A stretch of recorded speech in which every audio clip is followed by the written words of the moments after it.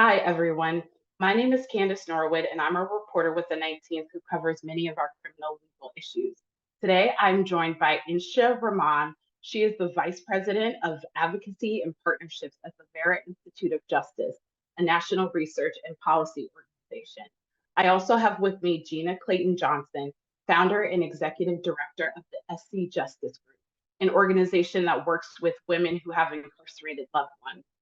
Thank you both for joining me today to talk about the effects of mass incarceration and how we can think about approaching justice more equitably. I feel like a good place to start is incarceration during the pandemic because we know that COVID-19 led to some releases of people in jails and prisons, but those who were left behind experienced a lot of devastation as a result of the pandemic. So I want to ask both of you, do you feel like there are any lessons to be learned from the COVID era responses that you have observed over the last 3 years? And we can start with Insha. Well, you mentioned COVID behind bars, and COVID was devastating for all of us. There's a statistic that just came out. I'm in New York City, which is of New Yorkers, 1 in 4 of us had somebody we know or love die during the pandemic. Like, that's an astonishing number. And what we know about COVID in jails and prisons was we thought it was bad in the community. It was 6 to 10 times worse behind bars. I mean, people were sick and died at rates that we don't even know because we don't pay enough attention to what happens behind bars and what people experience. There's no medical care. There's no ability to isolate and to create space, and all of the measures that we know actually protected us to some degree during COVID. So the big lesson, I think, is, first of all, like, we know that jails and prisons are across the board unsafe places. We see that in the rates of violence and harm and neglect that happen. And then when a pandemic is layered on top of that, they are deadly. And nobody should be facing a death sentence just because they are incarcerated. And yet that's what we saw during COVID. And so I hope the big lesson is that we actually stop and reckon with the lack of real efforts that were made to release people during COVID. Yes, there was some, Candice, as you noted, but it wasn't nearly enough to respond to the level of crisis that COVID caused behind bars. And what we do know, though, is there's a recent study that just came out that found of the places that did release some people from jails and prisons, in fact, it was good for public safety, good for public health. It was the right thing to do. And I hope that we take that lesson, we have some humility and reflection that we didn't do enough, and use that to take a different path moving forward, pandemic or no pandemic. Well, I think what I have to add to that is just how much the effect of the pandemic is still very much impacting the realities for people who are behind bars as well as their families. Everything that Insha said in terms of the way that the pandemic came crashing down into places of incarceration is absolutely real. And one of the things that I worry about now is that as things are opening up for people who are not incarcerated, that many of the jail systems and the prison systems that we are connected to are still using the pandemic as an excuse to keep families apart. And so what that looks like is that if I want to go, actually just last weekend, I went to go visit my cousin in Twin Towers here in Los Angeles, which is a jail here in LA. And I had to drive to, this jail, sign up online in advance for an appointment, only to sit in the same building that he is in downstairs on a disgusting phone, staring into a screen where I could look at him on a video monitor while he was just a few floors up, right? And they would not allow me to see him. They blame it on an elevator that's been broken for 8 months.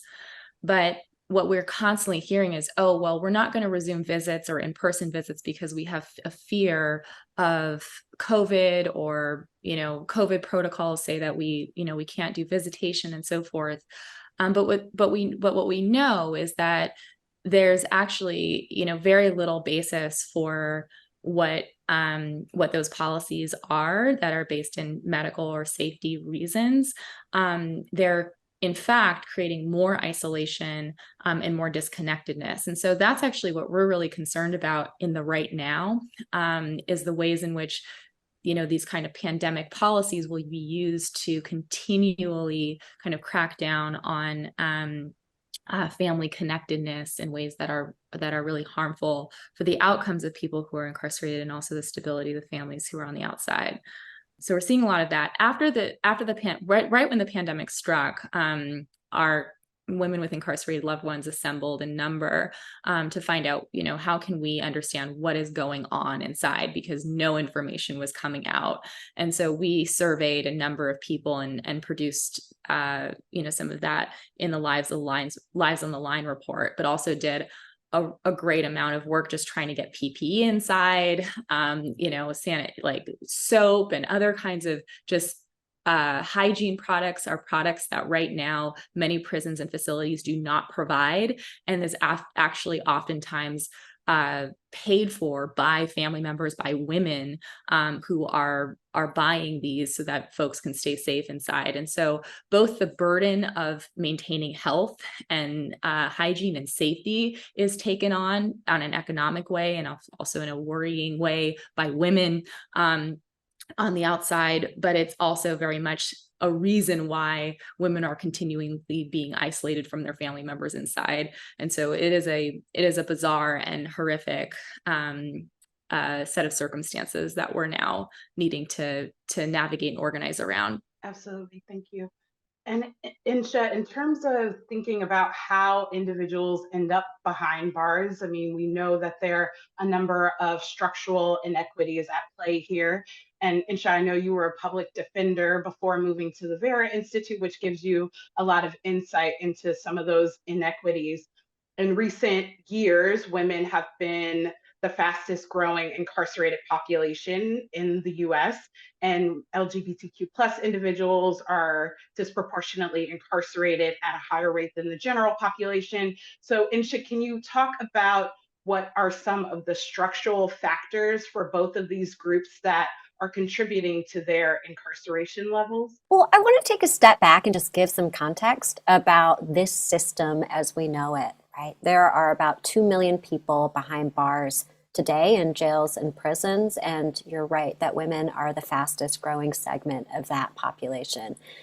And every year in this country, there are 240 million calls to 911. So that's 240 million times that somebody is calling because there is something happening, a crisis. And in less than 20% of those calls, is there anything that actually looks like a crime to most of us? When people are calling for crisis and for help, it is often for other needs that are unmet by our government, by our institutions. And so we have one default, which is the police and 911. And what we know is there's 10 million arrests that happen a year. And again, of those 10 million arrests, less than 5% are for crimes of violence. And so I think that's a really important place to start, because what it suggests is that the way that people come into the system, including women, is by what we choose to criminalize and what we choose to have a police and arrest response and a responsive prosecution.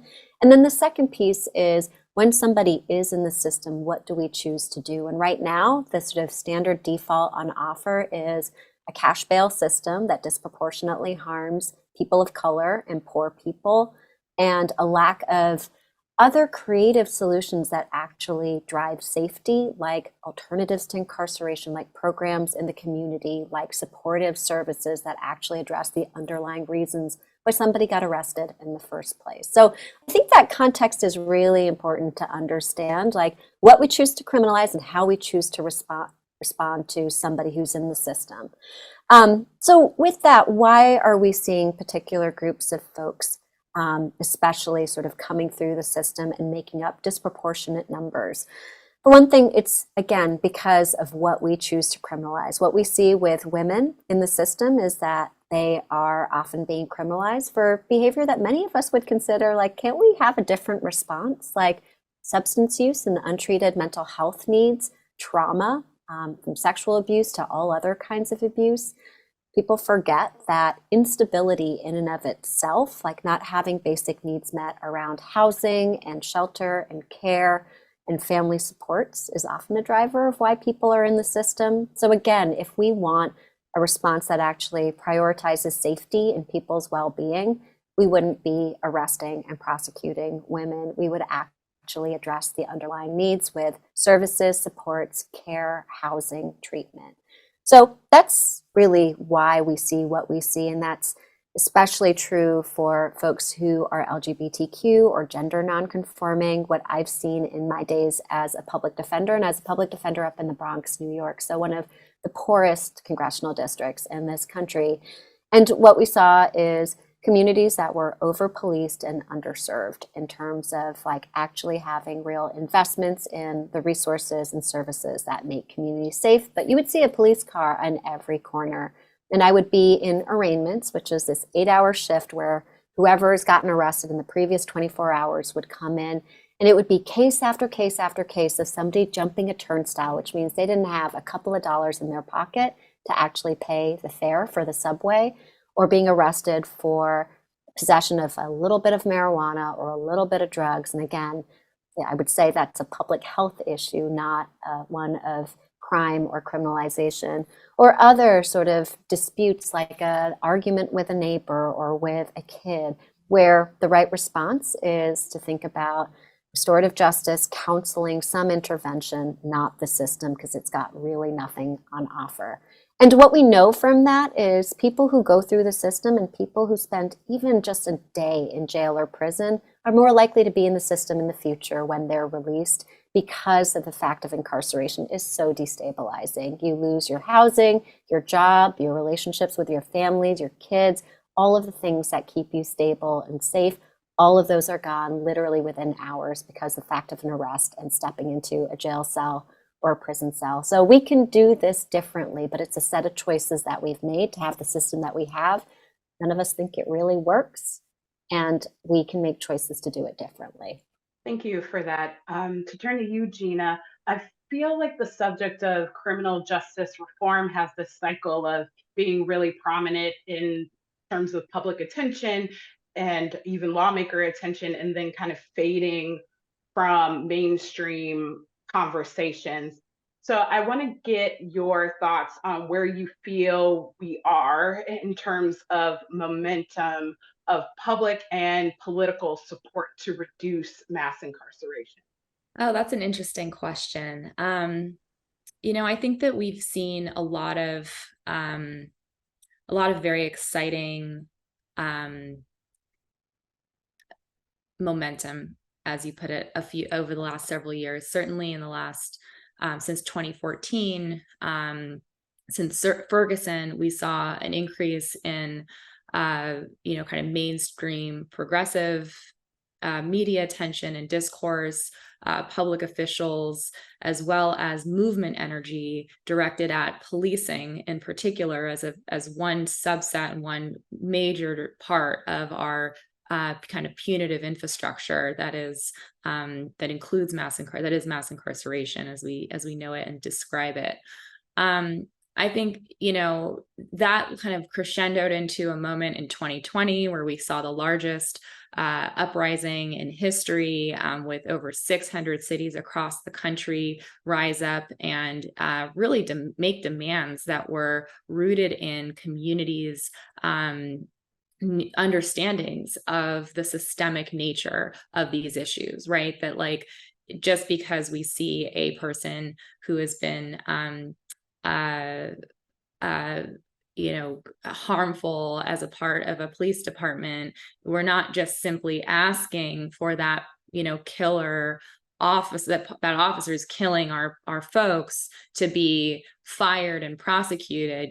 We're seeing demands that actually say, well, wait a second, this person exists as part of a culture, and as part of a system that is doing tremendous amounts of harm. This is a tip of an iceberg, right? It's a symptom of a much larger problem that needs to be addressed. And so with the calls to re-examine our budgets, and really the ways in which we approach all the things that Insha was talking about, right? How do we look at our mental health realities, our domestic violence? How do we look at and understand needs around addiction and housing, and how do we treat people with otherized identities and so forth, that don't just look like a cage at every turn, became very much more of the kind of public conversation, which was exciting. I think right now we're in a moment where there is a feeling of kind of compounding crises, right? We saw a withdrawal of many kind of protections that folks in the women's rights spaces have long kind of worked hard to try and preserve. We've seen the impacts of a far right rhetoric and movement taking hold in different ways that look like, really desperate attempts to cling to white supremacist power and patriarchal power in a variety of ways. We've seen infringements on our democratic systems that look like, threats to voting rights and access. And so I think there's a feeling right now, not to mention kind of the climate, realities that I think people feel very deeply. And so I think that there's a reality where folks are trying to make sense of the numbers and the amounts and the accumulation of crises, that are kind of constantly being discussed in the public space and sphere, and also the kind of coming out of that phase of a pandemic that we're still in, where the immediate needs of people are are larger than they have been in prior time. I've been organizing for years, and I've never seen the level of need among women as great as now. I just finished facilitating a cohort of women who were focusing on reentry, women with incarcerated loved ones. And every week we met for 9 weeks. Do you know that during that 9-week period, I had a cohort member who experienced housing loss, losing her own housing and that of hers and her 5-year-old that she takes care of twice in 9 weeks, right? And this is not uncommon in LA County and across the country, in fact, that the level of instability that people are facing and the amount of immediate needs has risen. And so I think right now there is that feeling of crisis. There is that feeling of where are we after, so much momentum and so much debate and discussion. And I think that where we are now is in an exciting place where we've opened up conversation and we've seen wins.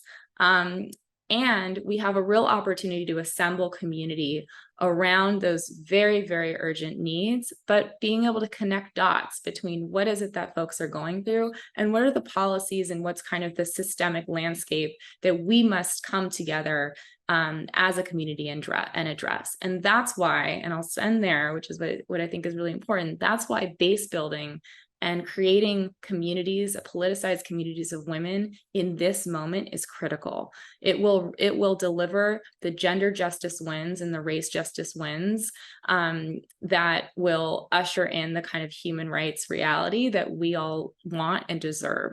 And I think that the last 10 years and even prior have really readied us for this moment.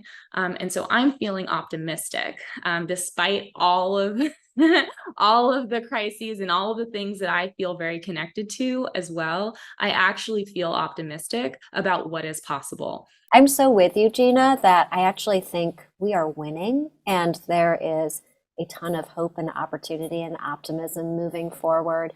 And I know, Candice, I think some of what you were getting at was we've seen crime rates increase in some parts of the country. We have definitely seen since 2020 much more media coverage, and I would say politicians on the campaign trail fear-mongering around issues of crime and safety much more than I saw 5 years ago. And what I do think is really remarkable about this moment and the sort of forward momentum that we have is we saw during the midterm election season last year, the Republicans spent $157 million across the country on ads, basically calling Democrats soft on crime and fear mongering that if you vote for this Democrat, there will be blood on the streets. And I'm not really turning this into a partisan thing of Democrats and Republicans, but we know this, that the Willie Horton sort of tough on crime rhetoric has historically been incredibly potent and powerful and effective at undermining really necessary and important justice reforms and forward momentum and progress. What we actually saw on November 8th at the ballot box was by and large voters rejected that tough on crime, fear mongering and rhetoric. We didn't see the sort of red crime wave materialize that many pundits had predicted. And we actually did some really interesting public opinion research coming out of the midterm elections to understand what did voters take to the ballot box around crime and safety and justice. And speaking of women, it's actually women, Black women, who have said more so than any other constituency in this country that I am concerned about crime and safety. And I'm not just concerned about crime and safety over there in that big city, which is what we often hear from white voters, which frankly is a dog whistle. What we know from Black women voters is I'm concerned about crime in my own community, in my own neighborhood, for my own families. And then by the same measure, oftentimes what's assumed, the conventional wisdom is if you're concerned about crime, we need to double down on more tough on crime policies.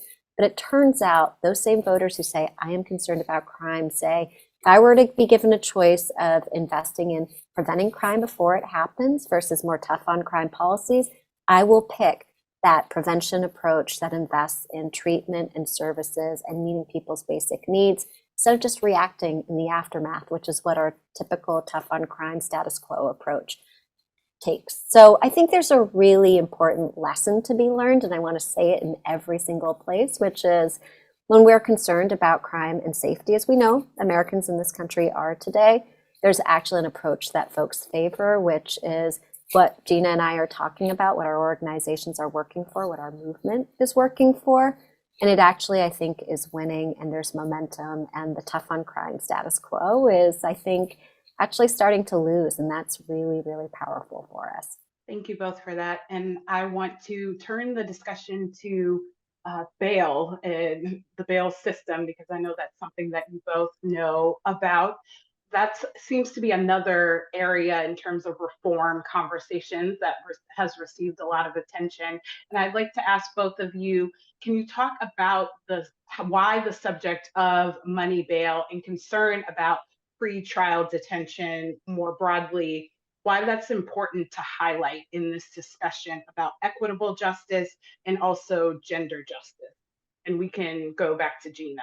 Well, I think what I want to do is I want to tell you about what's going on right now, which is that I just walked into the office and walked past a colleague who was on her way right now to a jail with $62,000 in a check. It's a lot of money. To go bail out a Black mom here in LA County. A couple of days earlier, another group of women with incarcerated loved ones met outside of Santa Rita jail in Alameda County to bail out another Black mom with a $20,000 check. Now, to be clear, that money comes back, right, to be used to bail out other moms in other actions, because the way that it works right now is that if you're arrested, in most places, there will be an amount of money that a judge sets or a bail schedule sets that says, if you want to go back to your family and fight your case on the outside because you are legally innocent, right? You've just been accused of something. We still have a whole process that determines whether or not you're guilty or innocent. Then you have to pay this amount of money. And that amount of money is supposed to ensure that you come back to court. Basically, we have your money, we'll give it back to you if you, see through the rest of the court dates and come back to court. Now, what we know, because we have, great organizations like, Insha is working to bring us real stats and be data driven, is that people aren't coming back to court, aren't not coming or coming back to court because of that money. It actually is a very ineffective way to ensure people come back to court. people come back because they, are getting reminders and in the right ways, or have transportation access, or have some basic needs met. And oftentimes people do come back to court, but more often than not. And so there is kind of this mythology about people, leaving and running off to, some country or something when they're facing charges. That's not actually what is happening. But what is happening is that low-income folks, and particularly Black people, brown people, low-income folks, are being caged pre-trial. So, for example, the woman that we bailed out earlier a couple days ago, she was in for 2 months after being arrested because she was sleeping in a car. She was in for 2 months. She hadn't been convicted of anything. She was waiting for her court date inside of a cage, away from any kind of ability for her to, get healthcare, to get treatment, to be with children. Completely cut off from anything. Right now, that is our approach to homelessness, to mental health, disability, all kinds of issues that we know how to address. But right now our approach is with a cell. And so what we do at Essie, and as part of a larger group of organizations, is that we make some noise about the fact that our bail system is deeply unjust and not working. Every single year before Mother's Day, we raise money and we bail Black women out of jail. And then what happens, and what oftentimes happens, is that the focus is on the person who gets bailed out. But what I like to remind folks is that the way that we all get free is through base building. And what the beautiful thing of this work of bailouts is that we actually bring together women who themselves have been incarcerated at another period in their life, women who have themselves loved someone behind bars, who bring expertise around how to successfully usher someone home from a period of incarceration back into reintegrating successfully into community and family, who understand the kinds of needs that someone has, and can address those needs. We bring that community together in order to support the reentry of that individual. That is what our systems should look like, right? Chandrika last year, she's somebody who we bailed out, and I hope that the woman we bailed out a couple of days ago follows her same path, because when she came home, we had a welcome home party in a park, and all of our Essie community came together, and in that community, she found someone who she asked, "Would you be my sponsor?" A year later, she had, clocked a year of being clean and sober, had been, her case had been resolved favorably, and she had graduated from our Healing to Advocacy program. She said, "For the first time in my life, I feel like I have family." And that is what people need, right? Not this system that says you can only have freedom if you can, pay $20,000 and then, and enrich a bail industry and agent. It makes no sense. And it's something that we already know what the alternative should look like. We just need to build the people power and the awareness to bring it into fruition. I think Gina's describing the incredible sort of transformational opportunity of the bailouts, and it's amazing at a very sort of like person-to-person organizing, base building level.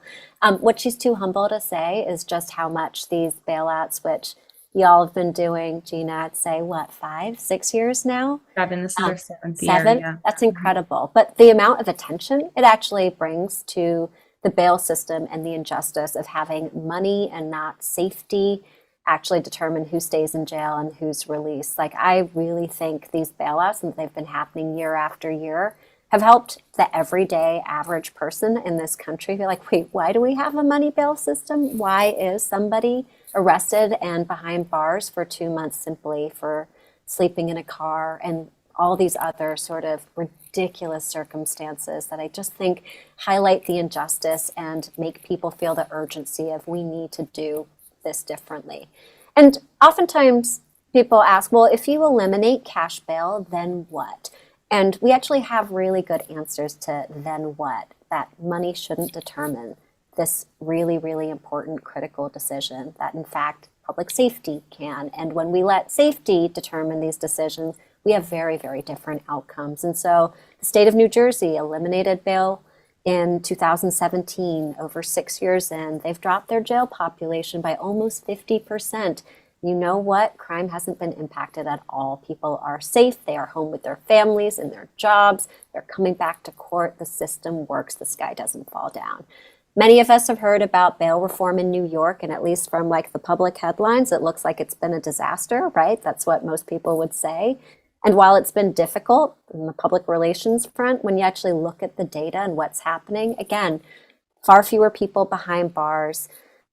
People are coming back to court. In fact, crime rates have not been impacted at all, despite what the headlines tell you. Look beyond them, because those are scare tactics. They're not real solutions. And if you look at the real numbers, bail reform is working in New York as well. So here's the big lesson learned, because I mentioned the sort of, and I hate to use the word backlash because it sounds sort of like it just happened. I would say the very organized misinformation and disinformation campaign around these reforms, that they are in fact bad for public safety, that you can have safety or you can have justice, but you can't have both. That is false. It's a falsehood. And so what we've learned from places like Illinois and New Jersey and New York is you can in fact take money out of the equation, and we are better off for it. We're safer and we're more just. So I really hope that that's the lesson that people are learning around bail reform sort of writ large, in addition to how powerful individual actions and organizing around the issue is. Insha and I, we already know we can talk about bail all day for on and on forever. But what I think it's really important for, this audience to understand how much of a women's rights issue this is. A few years ago, when we started doing our legislative work around bail reform, there was a press conference where we had a Black woman of our base set up to speak. And she was really excited about it and was going to talk about her brother's incarceration at that event. And the kind of organizers of the press conference were like, looked at the list of names, which were a lot of men, and pointed to her and said, after reading kind of what she was going to say, why is she speaking? That's what their question was. She has not been incarcerated. She is, a woman with an incarcerated loved one. Why is she speaking? We kind of tried to explain.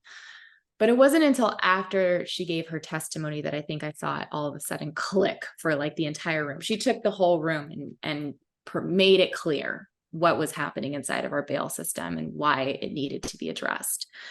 And it was because she was able to speak about the fact that women are the ones who are paying the bail industry, right? When the bail bondsmen like go to create advertisements, they target grandmothers, mothers, women with incarcerated loved ones, because they know that when that the people who are getting those phone calls out from jail saying, I need help, it's women on the other side of that who are carrying the emotional, load, the financial load, the opportunity cost realities. All of that impact is borne on women, right?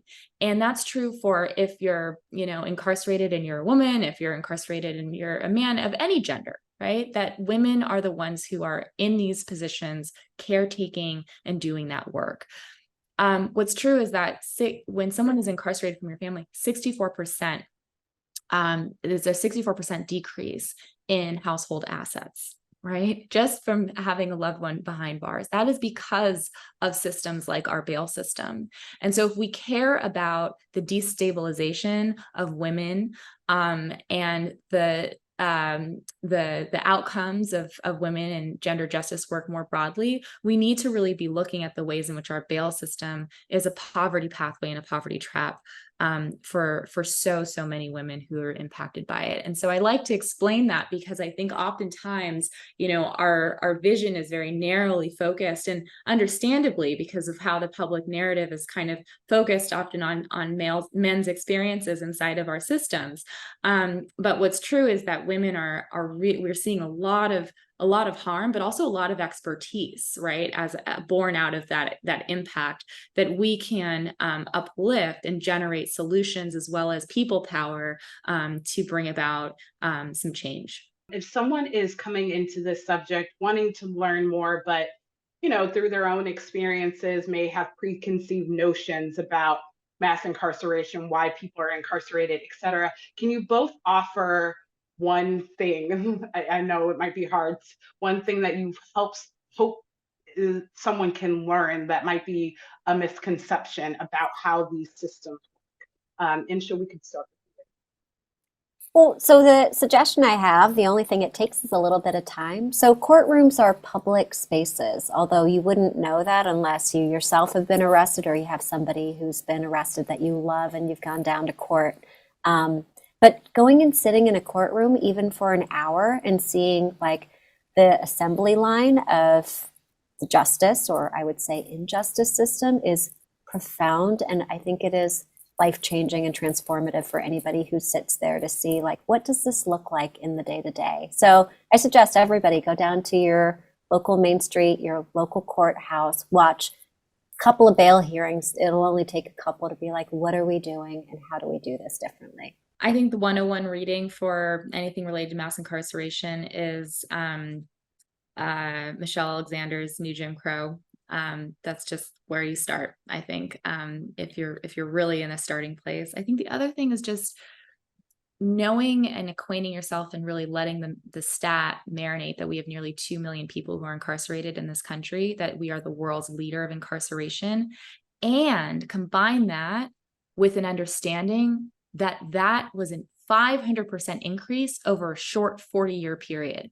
What that means is that these are political decisions. It wasn't that like all of a sudden we had this huge eruption of crime in this country. People aren't being incarcerated because there's more crime, incarcerated in a higher rate because there's more crime.